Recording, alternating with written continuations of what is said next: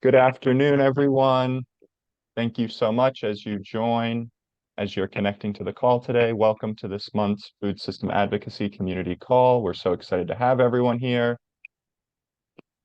As we get started and as people join, please feel free to introduce yourself and your title or your affiliation in the chat. We are going to give it another minute or so for people to join, and then we will hop right into our call.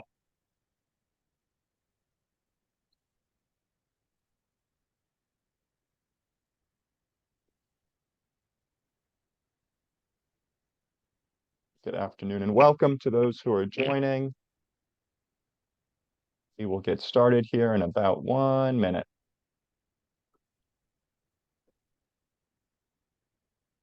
Jack, are you able to drop the agenda in the chat? Oh, yeah, pull it up. yeah, I already have it downloaded. Sorry, I totally forgot.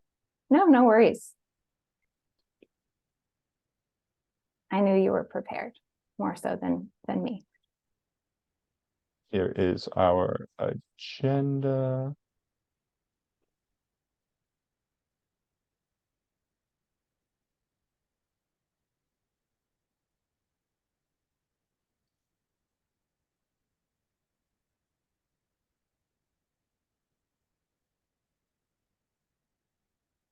Right, I think if it's okay with you, Michelle, I'm going to get us started. Great. I'll keep letting folks in. Awesome, thank you. Good afternoon, everybody. Welcome to our November Food System Advocacy Community Call. Thank you all so much for joining us. The agenda was just dropped in the chat. I will drop it in again in a few seconds after I get us started here. We are really excited for this month's call to learn from both Deputy Director Tanya Stern from Montgomery County Planning, as well as to be joined by some representatives of the Office of Food System Resilience to learn about a special appropriation bill that has recently been brought forth from them. We are really excited, and before we kind of dive in, I wanted to pass it over to Michelle for just like 2 seconds to talk about our connection to the planning system and why we think this call will be so valuable to our community in the meantime. Thanks, Jack. Hi, everyone. For those of you who I don't know, my name is Michelle Caruso. I work here at the Food Council. And if you know me well when it comes to planning and work with planning department and transportation plans and master plans, general plans, you might know that if I could go back in time and redo my master's degree, I may have pursued a degree in planning because of its importance in all of the communities that we live in, not only the way they look, but the way they feel, the way they smell. Every part of our community is impacted by the work of planning, and that includes our food system. And a really important trend that we've noticed over the last 5 to 10 years is that impact is now being explicitly talked about and included within the planning process in ways that weren't previously happening. And so we're thrilled that that's occurring. And simultaneously, the Food Council in Montgomery County has tried to get more involved within our own somewhat limited capacity in terms of commenting and providing feedback and providing testimony related to plans for different areas of Montgomery County, and noting their impact on the food system or encouraging or supporting when that impact is being explicitly called out. So when we're talking about advocacy and policy, we're not just talking about legislative advocacy and engaging with elected officials, but also engaging in the way that our communities are built. And that really starts with planning. So we are just thrilled to feature Deputy Director Stern today, and I will turn it back over to Jack, who I think is going to share some updates and then introduce our featured speaker for this month. Yep, I just have two quick updates and then a link to drop into the chat, and then I will introduce our speaker. So first, I just wanted to put on a couple people's calendar, and this will obviously also be included in the follow-up email with registration links and whatnot, and any more information that is needed. But next week on December 5th, we have our next SNAP working group call, which is a combination of both the November and December calls. So they've been combined into one, which is why they're at a slightly different date than usual. And that call will be featuring presentations from groups that help with both energy assistance and tax prep assistance for residents of Montgomery County. And as I said, I can I will add that registration to our follow-up as well to make sure everyone has that information. And then the other date to keep in mind is that on December 13th, we'll be having our last Moco Made Happy Hour of the year at Silver Branch Brewing in downtown Silver Spring, right on Colesville Road, to celebrate another amazing year and to be able to bring our community together one last time before the new year. And we really, really hope that everyone is able to join us. Again, more information will be shared in our follow-up.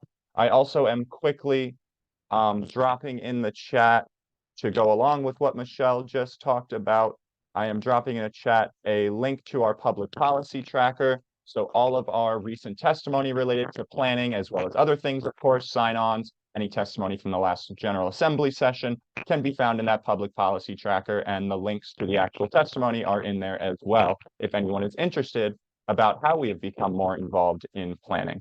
And with that more involvement in planning, I am going to introduce our speaker and then turn it over.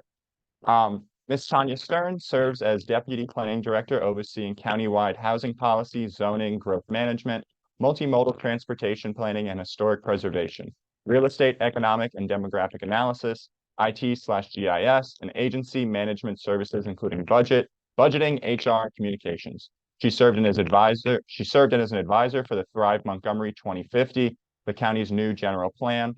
Previously, Ms. Stern served 14 years in the government of the District of Columbia at the DC Office of Planning as Deputy Director overseeing neighborhood planning and urban design, and as Chief of Staff in the Executive Office of the Mayor and in other agencies. Additionally, she has 11 years of nonprofit sector experience. Ms. Stern holds a master's in city planning from the University of Pennsylvania and is certified through the American Institute of Certified Planners and as a certified public manager. And with that, I'm going to turn it over to Deputy Director Stern. Thank you so much, and very happy to be with you all today.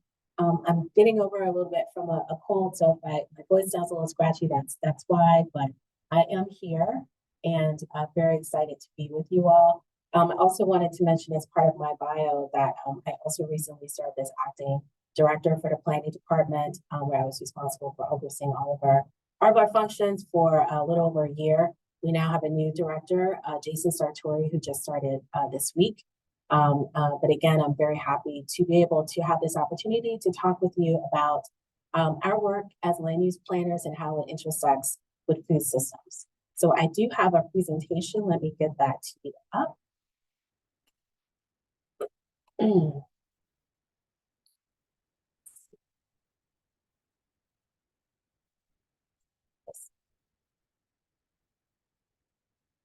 It's always in a different, I have multiple screens, so let me just do this. Just give me a second. We'll just run with that.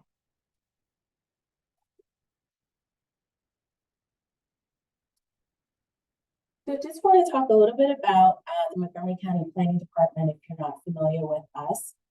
We are the county that is responsible for land use planning, as well as development review and a number of other functions for the majority of the county. We focus on improving quality of life for our county's diverse communities. We balance land use with transportation planning strategies. Another big piece of what we do is review development applications. These are not every development comes through us and ultimately go to the planning board, but a lot of the big major development projects that you see on the ground did go through our office, and I will talk a little bit about how that plays a role in helping to support food systems in a county. We also provide updates to land use and zoning regulations. We do a lot of research, a lot of innovative data analysis. And we also have a historic preservation office. So that's just a little bit about us. And this is just a few images of some of the types of planning work that we do. One of which is a Fairland and Briggs Cheney master plan, which I will talk about in a little bit because it does include recommendations to support food systems in the part of East County. So we sort of at a high level, in terms of master planning, we do countywide master plans and topics such as housing and transportation, historic preservation. We also do area or community master plans or sector plans, and they focus on specific communities or corridors in the county. We have several that are underway right now. The Fairland and Briggs Cheney Master Plan is one that just yesterday completed the County Council review process. And we just have one more session with them to do their absolute final approval. But we have others underway, such as the University Boulevard Corridor Plan, the Great Seneca Plan, which is focusing on part of the county where the life sciences industry is very active. The Tacoma Park Minor Master Plan is at the planning board right now. And we also recently launched the Clarksburg Gateway Plan and the Eastern Silver Spring Communities Plan. We also do a number of different studies. We are doing an urban design study in Frederick Heights, but we've also done a lot of housing studies, housing policy work. There's one image, our housing needs assessment. We've done preservation and other topics. We've also done studies on topics such as the economy. We have a retail diverse community study, and we do a lot of transportation planning. The county just recently, county council just recently, about a month ago, adopted the first countywide pedestrian master plan. And we've also done a number of other transportation related stuff. So that's just on the master planning side. And then in addition, we also review development proposals that ultimately go to the planning board. They're the ones who make their final decisions with community input. I also just wanted to highlight, just at a broad level, that our department, as professional land use planners, we understand that our profession has played a direct role in creating racial inequities and social justice inequities in this county, particularly during the 20th century when the county underwent a significant period of development, particularly starting in the 1950s and 60s. And so in recognition of that, our profession at the national level is really focusing on how we can make sure that future land use planning is equitable, to make sure that all of our residents, regardless of their backgrounds, can live lives of access, lives of success, and to be prosperous wherever they live in the county. So we, within the Montgomery planning, we also have a dedicated initiative called our Equity and Planning Agenda that we have been implementing formally since 2020, although we actually started doing this work earlier than that. Excuse me. But in 2020, we created a framework, a document that our planning board adopted at the time or approved at the time that really laid out a number of different strategies that we are undertaking to ensure that equity is a foundational part of our planning work. And you can go to our website, montgomeryplanning.org, if you want to learn more about this initiative, as well as our other work. But I just wanted to highlight this quote from our webpage that talks about how this work is ongoing and will require constant attention to institutional racism's influence in our planning and zoning processes. And this is particularly relevant to food systems and access to healthy food, because we all know that there are parts of this county and parts of the region where there are certain communities that have much better access to healthy food options, and residents, particularly those in Black and Brown and other communities of color, who do not have that access. And so we have to be particularly mindful of that. So again, we've been implementing our equity agenda for planning. This is just a slide that summarizes some of the things that we've done. For our master plans, we very much apply an equity lens. It's a very broad category for how we make sure to look at equity in all different aspects throughout the master planning process. We also use and implement a number of different equitable engagement strategies, because as we all know, the county is very racially diverse. We have residents who speak multiple languages, residents who come from different countries, and we want to make sure that all of our residents are welcome and have a seat at the table for our planning process. We have an internal equity peer review group that helps to support that. We have equity training for our staff that's mandatory. We also have a number of data tools, and I mentioned this in an earlier call with some food systems advocates that may be useful for your organizations in looking at and mapping out food systems. Our department, particularly our Research and Strategic Projects Division, is where our population demographics expertise is housed. And they also have other expertise areas in terms of research and data analysis. And they created our equity focus areas mapping. This is a map that identifies the parts of the county that are majority people of color, majority low income, and majority people who speak English less than very well. And building off of that work, we recently launched our Community Equity Index, which looks at the entire county and maps different parts of the county along a scale of both advantage and disadvantage, looking at some specific metrics or indicators, but also identifying areas that may be disproportionately advantaged all the way to disproportionately disadvantaged. We also completed a trends in racial and ethnic diversity GIS story maps that really shows looking at maps and lots of different layers of maps, you know, how the county has become more racially and ethnically diverse, where those residents live, and how that's changed over time. And we also completed last year a neighborhood change analysis in the Washington, D.C. region that looked at and ultimately identified that in Montgomery County, we actually have more areas that are impacted by concentration of poverty than we do displacement and gentrification. It does exist, but we actually have more low-income concentration in this county. So again, those are just some data resources that may be of interest to the advocates as well. So I want to switch gears and kind of talk about how this land use planning and food systems, focus on food systems intersect. And this is sort of a summary of how we do plans. This is typical for, the names may be slightly different in different jurisdictions, but this is essentially how planning departments approach our master planning work. At the top level is our general plan. There's sometimes called comprehensive plans. Our general plan is Thrive Montgomery 2050. I'm going to talk about that in just a moment. But a general plan serves to be the high-level policy document that lays out all the major planning priorities that will guide future growth and development in that community. In Montgomery County, our first general plan was adopted in the early 1960s, and so very much guided a lot of development that we see on the ground when the county really started to experience a huge population growth and a lot of development. We now have a completely brand new and updated general plan that really serves to provide that umbrella that will guide all of the planning work that falls underneath it. So below that are, again, functional master plans. Those are the countywide plans like transportation plans or historic preservation plans, and then area master plans and sector plans, which I mentioned, such as Fairland and Berks Cheney, University Boulevard. We have a downtown Silver Spring plan that was adopted last year as well. And it's really at the functional and master plan, but particularly at the area master plan, I think this is a systems discussion.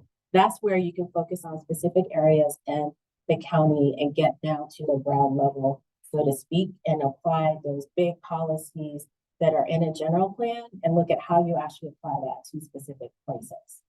And again, I will give some examples. Not listed on this side in the graphic is the county zoning ordinance. Zoning is a very critical tool that actually determines what can actually be built where, what types of uses are allowed, whether or not you can have a grocer in a particular location or not, where housing goes, where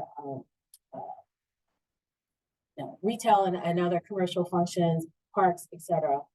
And they are intended to be a tool to, again, help to implement what the general plan says should take place in our county. So they're very, very important. It's a very, very important tool. And then the blue boxes are sketch plans, preliminary plans, and site plans. Those are not master plans. Those are actually different types of development applications that we receive at different levels of complexity and sort of finality. The site plan essentially is that what you see on the ground in terms of the development reflects what is in an approved site plan. And those are also important because they're sort of at the bottom of the chain of looking at the high level policy that's in a general plan that's then applied to a specific community, the county. And then when we get a development application, the first test that they have to pass is substantial conformance with the master plan for the area where that site is located. And so that is So the development that we see is intended to implement all of those policies, decisions that sort of roll up to the general. So to talk a bit more about our new general plan, Thrive Montgomery 2050, it was adopted a little year ago. And again, this is a long-range vision for the future of growth in Montgomery County. I want to highlight that general plans cover a lot of different topics. If you take a look at it, you can go to thrivemontgomery.com or montgomeryplanning.org and just type in Thrive and you'll find it. It covers a lot of topics, which I'm not going to go into here, but I do want to highlight that it has three key pillars that are interwoven throughout all of its policies: a focus on economic health, community equity, and environmental resilience. And the other thing that I also want to note is that Thrive, as a high-level policy document, does very much talk about food systems in different ways. One way it talks about it is with regards to the agricultural reserve, which if you aren't familiar with it, I'll go back to the slides. It's not specifically on this map, but the agricultural reserve is kind of roughly, very approximately in this part of the county. And Thrive has some policies that talk about preserving and enhancing the agricultural reserve for the benefit of the entire county, and particularly maximizing its benefits through policies designed to ensure the continued viability of farming as a way to provide food, to provide recreational resources, land conservation, etc. We also, sort of not as a part of Thrive, but our department also completed an agritourism study as well to help support the growth of that industry. But Thrive very much acknowledges that Montgomery County, even as an area where we see a lot of development happening, we do have a rural part of our county that does play a very important role in maintaining agricultural resources. And so Thrive has some policies to speak to that. It also, there's a Parks and Recreation chapter that talks about the importance of community gardens as well. That's something that shows up in a number of our area master plans, as well as looking at how to expand agricultural uses in urban and suburban contexts. So it isn't just limited to the rural parts of the county. So I'm going to shift gears and sort of, if you go back to this graphic, I'm showing you some specific examples of how we do planning at these different levels and how some of our work shows up specifically to support food systems. So we talked about the general plan. I'm going to go down to our Fairland and Brooks Cheney master plan, which again is one of our community master plans. And again, we are waiting for the county council to do their final stamp of approval, but they gave their straw vote yesterday. So we're really excited.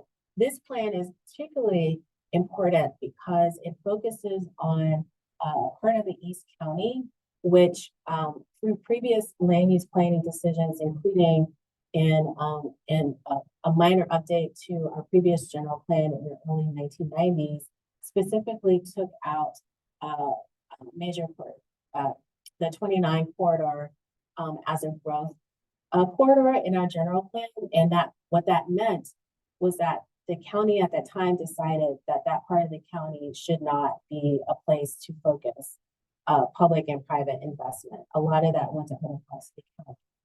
In Thrive Montgomery 2050, we put 29 back on the map, so to speak. Thrive has a growth map that shows several growth corridors in our county where we want to direct a lot of the future growth and development. And 29 is back on that map. Thrive also talks about the fact that the East County is a part of the county that has been subject to inequitable development of both public and private investment, and that we now have to change that. And so the Fairland and Brooks Cheney master plan is the first master plan in East County to be done since Thrive has been adopted. This plan actually started while we were working on Thrive, but it very much reflects a lot of Thrive's priorities for the East County.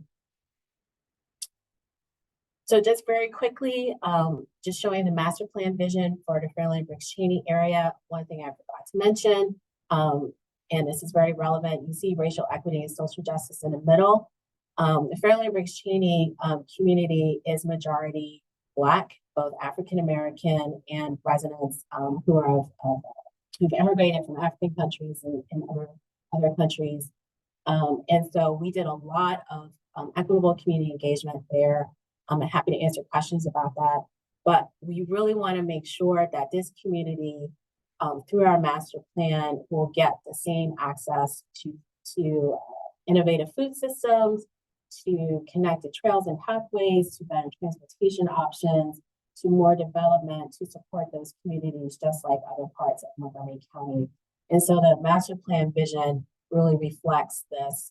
It says an evolving and connected suburban corridor with compact activity centers to support a healthy local economy and multicultural community that's socially connected and environmentally resilient. So I pulled out some specific recommendations in the Fairlane Briggs Cheney master plan that speaks to food. This is very much one of the focuses in this master plan. There's a recommendation that talks about supporting a healthy community food system that includes healthy grocery and dining destinations, farmers markets, and community gardens.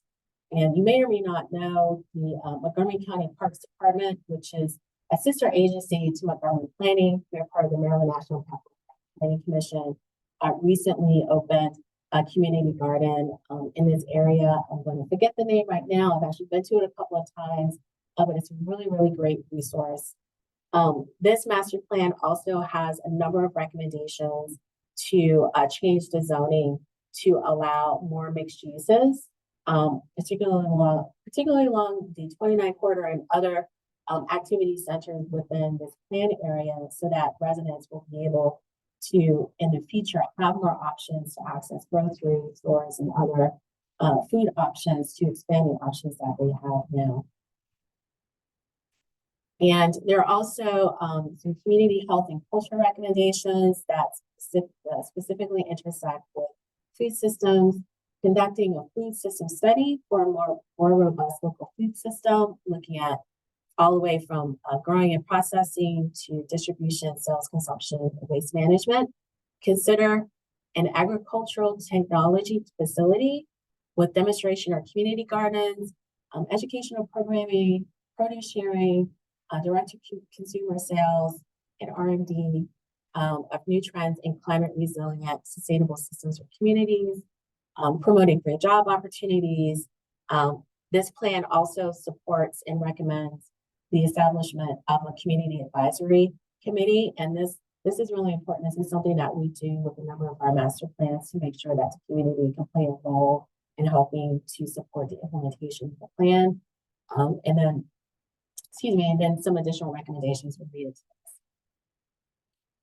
So before I move on, I'm just going to check my notes to make sure I covered everything here. Actually, there's an additional recommendation in the Fairlane Briggs Cheney Master Plan under the Parks and Open Space section that talks about Montgomery Parks, the Montgomery County Department of Environmental Protection, and other food system-centric local government agencies and organizations should work to enhance the Edgewood Neighborhood Park as a resource for local food production and education in the community, and note some recommended park improvements, which includes a community garden space. That's where the community garden that I mentioned is located. So again, I talked about the general plan level and Thrive Montgomery 2050 and how that talks about supports food systems, going down to the area master plan level. And then now I want to shift gears to talk about the development review process and how that also helps to support access to local food systems. Excuse me. So I'm not going to talk in a whole lot of detail about the specific grocery store, but just wanted to show this as an example. This is the Lido grocery store. It's in Montgomery Village. This was a development application that came to our department that ultimately went to the planning board. And then our staff work with the applicant to make sure to help to support this grocery store being able to open at that location. We apply a lot of different levels of review, different things that we look at. Obviously, conformance with the master plan, with the zoning for that location. We look at urban design issues, pedestrian and bicycle access. So that's sort of reflected in what you see. But I just mentioned it just as an example that, you know, oftentimes we think about the role of planning really focusing on the master planning level, but it's also just as critical through our development review functions, because this is literally where you see grocery stores get built. And the pieces that are really important actually kind of speaks to those other functions that we have. The master plan for this area, I don't remember, it's the Montgomery Village master plan, but you know, typically in our master plans, we will have recommendations that may support putting more grocers in certain communities. Our Fairland Briggs Cheney master plan certainly does that. The recommendations in the master plan also will support zoning for these locations so that you actually can build a grocery store, either standalone or part as a mixed-use development that may have housing or similar uses with it. And then when we do get these applications, we do work with them, you know, to make sure that they ultimately can build this grocery store to be able to support them moving forward with that application, but also build something that's going to be, you know, welcoming to the community and an inviting place for residents to go to. So, you know, that's really kind of a nutshell of, you know, all the different ways that we as land use planners, you know, very much help to support food systems. I do want to mention that Jack talked about in my bio, I used to work for the DC Office of Planning, where I worked there for 8 years. And when I worked there, there was very much a big focus on access to food systems. That's really where I kind of really started to understand how important what we do as planners helps to support that. And, you know, discussion at the time about food deserts, there was mapping that was done with that. That's very much a known issue here in certain parts of the county. And it, you know, that's what I really came to understand, that the work that we do as planners is very much intended to, it can support expanding access to food systems, or depending upon the decisions that we make, can pose an obstacle and can actually reduce access. And so what we focus on is improving access, is expanding access. And again, through these different levels of the work that we do as planners, that ultimately is what we're focused on doing. And we're very, very happy to continue to work with food systems advocates to be able to advance this part. So that's my presentation, and I'm happy to answer any questions. Thank you. I know that I have many questions, but luckily someone else also has questions. So hopefully we won't even get to mine. But Wendy, I will start with you. Thank you. Thank you for that great presentation. And just really grateful that we've been able to have this communication back and forth and get some of these issues on the front of your planners' agendas, and also really just compliments on the food systems work and the community outreach work in that Fairland Briggs Cheney plan. It's really been great to see that. And so I have two questions. One is, in looking at the county council's review of the Fairland Briggs Cheney master plan, I noticed that the food system study isn't funded, but it maybe, was it put into the Parks Department's you know, like as an agenda item for them, and that's why it's not, or is it just really not like likely to happen, or what? I'm wondering about that. And then the second question is completely unrelated to that master plan. I'm kind of wondering if there's a master plan a review coming up on the agricultural reserve. So let me start with the first question. Just Thank more you. broadly, when a master plan has recommendations to do a certain study about X topic, that is not the same thing as dedicating the funding to it. That's an implementation item that will need to take place as a future step. But the benefit of having a master plan that says, do a food system study, is that the entity that will be responsible for doing it can then point to the master plan and say, you know, this is something that the county council has signed off on as a recommendation that the county should do. And so we would like to request funding. I'd have to follow up in terms of whether or not parks has been moving forward.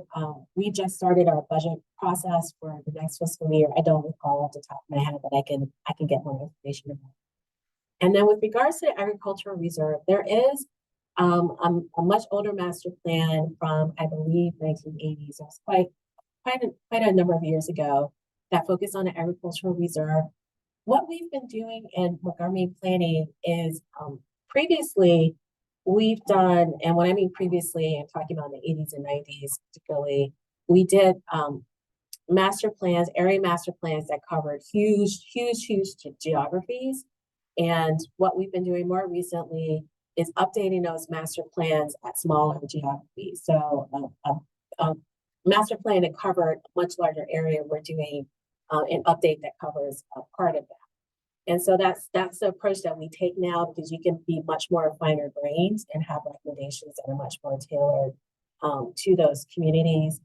So that's sort of a way to get to answering your question. We don't currently have on our work plan an effort to do an update to that larger ag reserve master plan.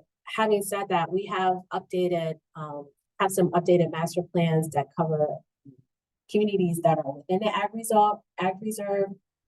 But we have been involved in, I know I've gone to a couple of recent discussions that focus on the ag reserve. There was a Western Montgomery Economic Forum a few weeks ago where we talked about and presented some data from our research team about the economy of that area, and participated in discussions. And then the County Council's Economic Development Committee held a work session focused on agritourism. And so we've been, I think, thinking sort of internally if we need to do some additional work beyond those more sort of smaller master plans to look at, do we need to redo the ag reserve master plan or not? So I would say stay tuned on that. But actually what I could do is happy to share with you the contact information of Patrick Butler. He is the chief of our Up-County Planning Division, the Up-County Planning team, which does both master plans and development review, or we call it regulatory reviews, in the Up-County area, which is on, excuse me, one of the maps that I showed. They cover probably the majority of the ag reserve, so I'm happy to make that connection. Thank you so much. Thanks for answering. Thank you. And thanks for your question, Wendy. I see Jackie has a question in the chat. Jackie, would you prefer to come off mute and ask, or would you like me to read it? I will certainly come off mute. I join Wendy in thanking you for the presentation, and I appreciated you explaining where Route 29 had or had not fit into master plans, but I was wondering if I could get away with a real-time question on if you have any updates in your role on the development of a town center at 29 and Tech Road, which I can see from my window, but I have no idea who's moving in there. And I keep meaning to go over and look at the permits, but I just haven't had time. But I do think it's going to be really important for this neighborhood. So excited about it. I don't have that information at hand, but I can follow up with the Up-County team to see what information we have about that. Great, thank you. Thank you. And we're happy to relay whatever information you provide back to us to the whomever is asking the question on this call if you don't have their contact info. Sure. So I'm trying to look in the chat, see if anyone else has questions. I have a general question, and I welcome folks to keep thinking if they have anything specific to ask. So if people are just starting to get engaged in planning advocacy and working with the planning department on all the important work that you and your team do, what are the most important places to weigh in terms of having an impact on the communities and the way that they're planned and the way that they're eventually built? Sure. There are multiple opportunities to have your voice be heard, to participate, to give your ideas, to comment. And I will talk about the master planning side and then the development review side, because they're two separate things, two separate processes. for master planning, whenever Montgomery planning, whenever we start any type of new master plan, one of the first things we do, actually really the first thing that we do when we kick off master plans is we start with community engagement. That is, we do essentially, sometimes we call them listening sessions, that's what we've been calling them more recently, but essentially every master plan that we start with community engagement. And we hold a series of community meetings. We do both in-person and virtual meetings so that everyone has the ability to be able to participate. We also will go into the community. Sometimes a community organization will host us. We'll be at a community festival. We've gone on buses. We bring on a bus to talk with residents. We use a lot of different ways to reach residents. We also do a lot of online surveys. We have our the contact information for the planner, who's the lead for that study, always available. So, so I would say the very first step is whenever we do a master plan, number one, we do e-newsletters. We create newsletters, e-newsletters for each of our master plans. We also have a general one for Montgomery planning as well. Please sign up for those so you can just be aware of what's going on. And I'm happy to send the link to where you can find out how to sign up. And then if there's a master plan that's happening in an area of the county that is important to you, or maybe a countywide plan, such as pedestrian master plan, we provide Montgomery 2050, please come to our events. Please come to talk with us, contact our staff, participate in those community meetings. That's just the first step. We do a lot of research. We do a lot of analysis during that time as well.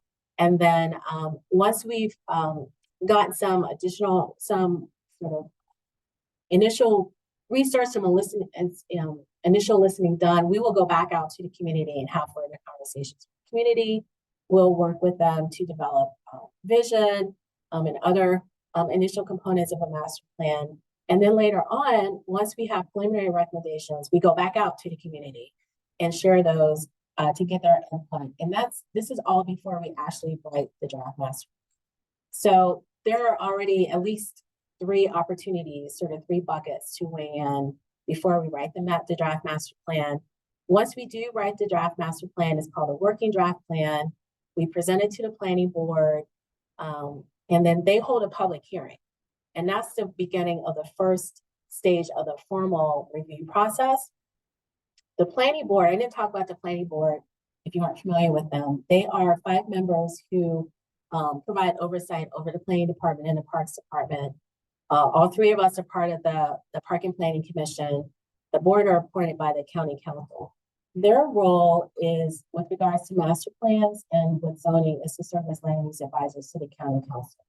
The county council are the final decision makers on all master plans and on zoning changes.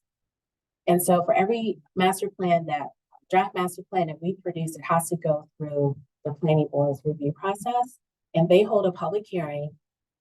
So anyone in community can testify. All of their meetings are hybrid, so you can come in person, you can sign up for Teams, you give them a phone call, you can submit comments in writing.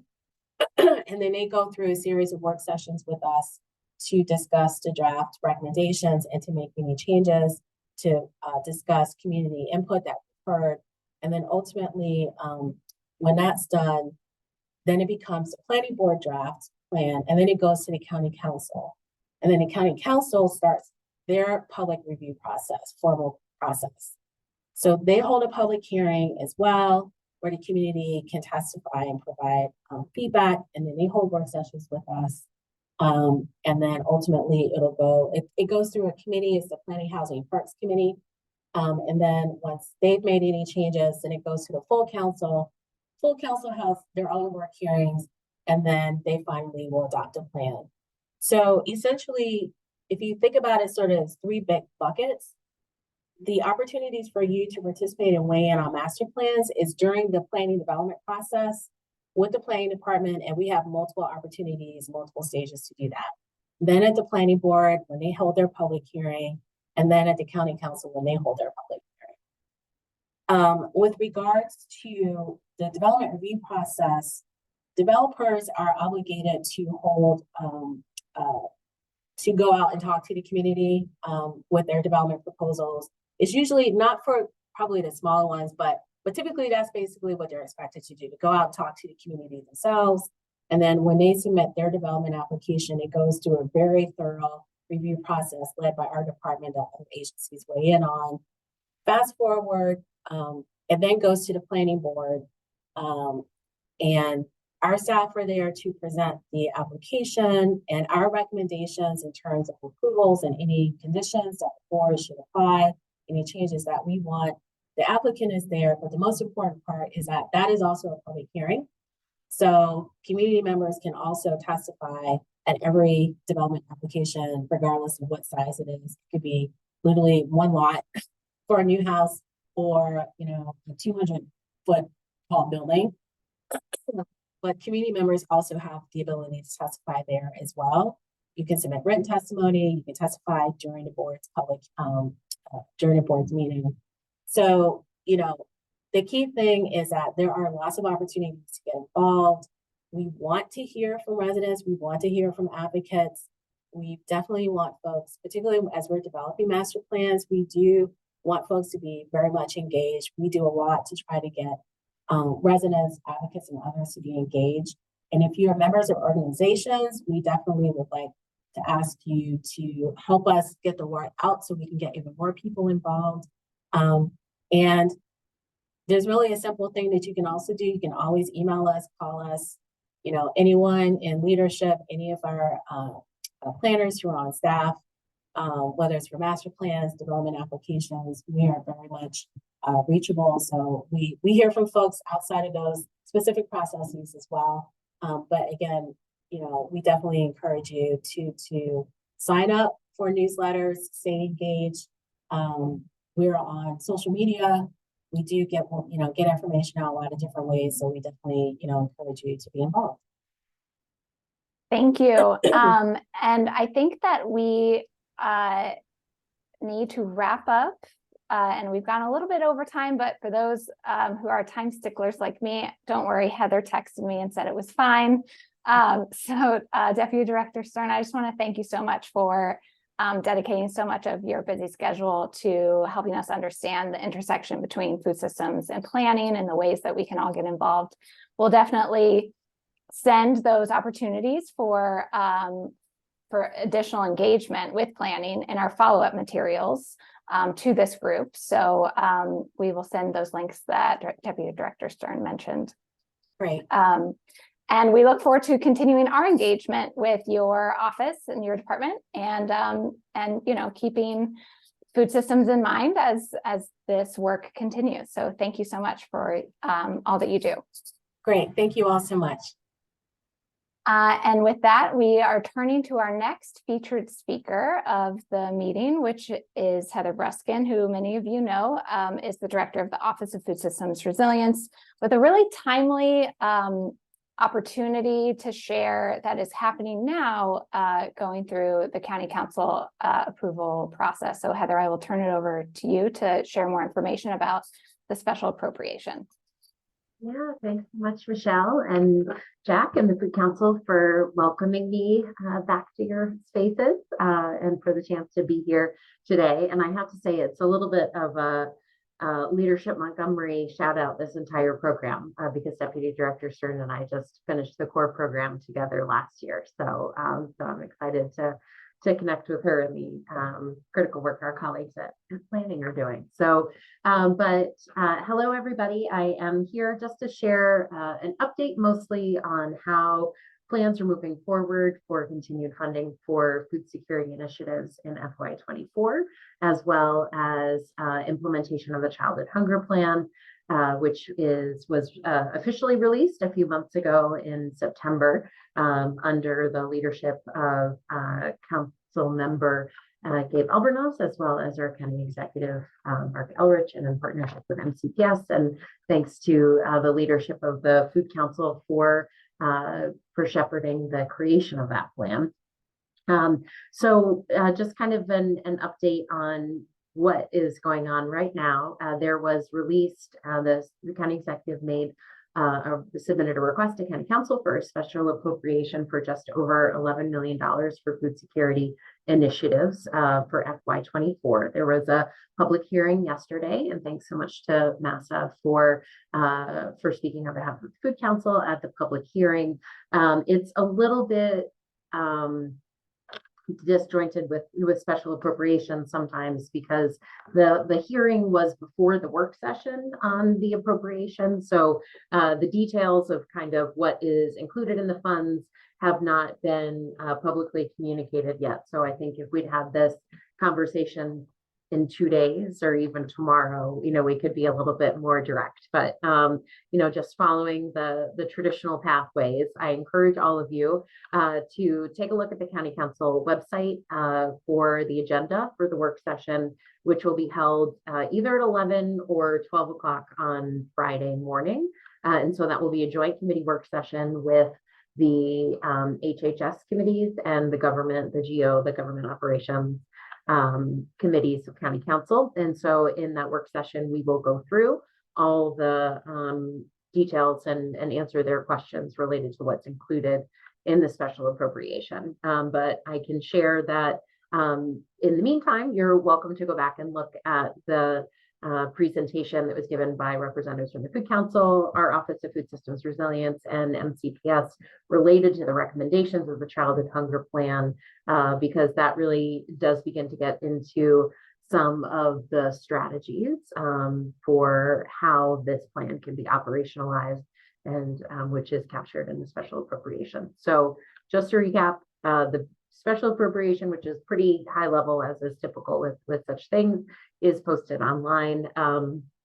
The work session will be this Friday, and I think so at 11 or 12, and the recording of the prior County Council session on the Childhood Hunger Plan, as well as the public hearing yesterday, are available on the council website, and I can go and put some links in there, but I just wanted to, with the time that we had today, kind of put that on everybody's radar, because it is an interesting time of how we begin to shift to food security strategies that are in a post-pandemic source of resources, as well as just the landscape that we're in, knowing that food insecurity is on the rise, while the federal resources that support our local communities to address it are on the decline. And so looking forward to continuing to work together and connecting with all of you to hear your expertise and informing the work in the budget years ahead. Thanks, Heather. So it sounds like more information is forthcoming when the work session agenda will be released. So I appreciate you flagging that that's coming up on Friday.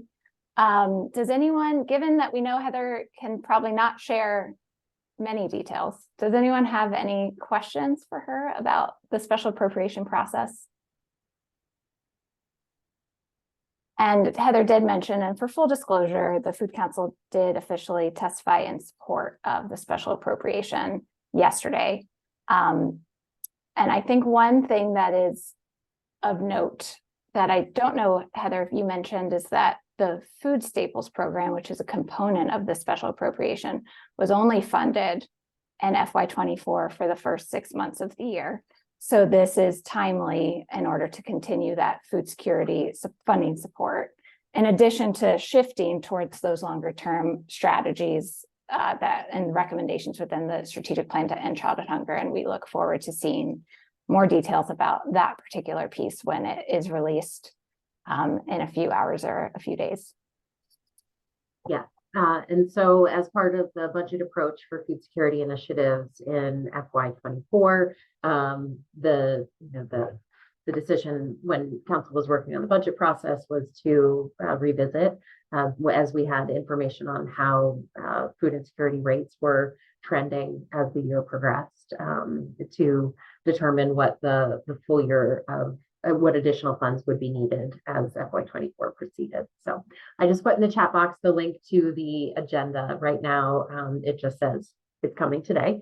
So if you click on the index, but I'll also put in the chat box the link to a couple of the recordings, which I think do provide a lot of detail. And then, of course, pointing towards the entire plan itself, which has hundreds of pages of details and information, which I think is directly informing the county's policy and investment making decisions.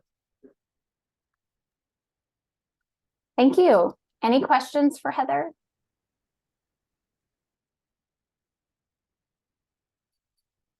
All right, well, I will welcome folks to put any community announcements in the chat, and I'm going to turn it over to Jack to talk about a little bit about our first year hosting these calls. Thank you, Michelle. Thank you, Heather, and thank you, Ms. Stern, also for joining us. It was really, really informative presentations, and I really enjoyed them. I first off want to say if there are any community announcements or community updates, you can also send them to me via email, and I will be happy to include them in the follow-up email. I'll make sure that the links that Heather is adding to the chat also get into the follow-up email as well. So all of that information will not be lost once we end this call. So that will definitely get out there. And then I myself am adding into the chat a survey that we have added to many of our agendas throughout the year, but I wanted to share it one last time since this will be our last advocacy community call for the year. We will not be hosting a December call. And we also just wanted to say thank you so much to everyone for what we think has been a really, really great year. This was a new call for us this year, and we have found it really informative and exciting and a great way to connect to our community in a different way with this advocacy focus. It has been great to hear from many elected officials, people from different government agencies, and all of our community as well, to learn how we can be better advocates, to learn how everyone can get involved in this advocacy space as well. And we really want to make sure that we continue to build on this going into next year. So that survey that is in there, which, as I said, has been shared before, but we always appreciate more feedback, is there so that we can continue to make these calls as helpful and as informative to our community as possible. And we are really, really looking forward to continuing this into the new year with as much feedback as possible so that we can make sure these calls are supporting you all and making your work better and your organizations better advocates in many different ways, as well as us, as we learn so much from them every month. So overall, we just want to say it's been an amazing year. We've really enjoyed this community and bringing this community together, and we look forward to building upon it and continuing to be advocates as we head into next year. Thanks, everyone. We really appreciate you. Happy Wednesday. And I see Deputy Director Stern has put her email in the chat. So thank you. We'll share that out with everyone post call. And Mike, I see your note to buy local food and gifts for the holidays this year and throughout December. So yes, noted. Thanks, everyone.